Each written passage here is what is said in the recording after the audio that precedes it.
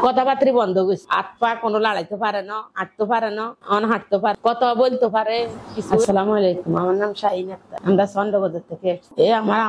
আমার আম্মার বাড়ির মধ্যে শরীরটা ধরেন না দুর্বল আছে। দুর্বলতে আমরা শুক্রবারে আনছি, ডাক্তার দেখাই আমরা নিছি ভোর রাইতে শরীরটা অসুস্থ হয়ে গেছে। আর আমরা আবার ডাক্তারের কাছে শনিবারে আনছি ডাক্তার চাই ভর্তি করছে, ভর্তি দিছে। আর ধরেন শরীরটা সুস্থ আছে যে মোটামুটি, শরীরটা দুর্বল আর আটটা একটু কম লাড়াইতে পারে। স্টকটা ভাই আমরা বলতে পারি না, শুক্রবারে তো ডাক্তার কাছে তো নিছি, রাত্রে ধরেন ঘুমের ঘরে স্টকটা করছে, আমরা তো বলতে পারি স্টক করছে। আমরা আরো একবার করছে দিন আমরা বুঝছি, আরো একবার ধরেন হাত পা এরকম হয়ে গেছে, লুলালুল হয়ে গেছে। আর আমরা ডাক্তারের কাছে আনছি, ডাক্তারও বলছে স্টক করছে। কথাবার্তা বন্ধ গেছে, হাত পা কোনো লাড়াইতে পারে না, হাঁটতে পারে না। তো আমরা যেদিন আনছি উলছে এর করে যেদিন নিচে দিনে নিচে যেন দাঁড়াইতে পারে, দড়ি আমরা নামাইছি, দড়ি করছি।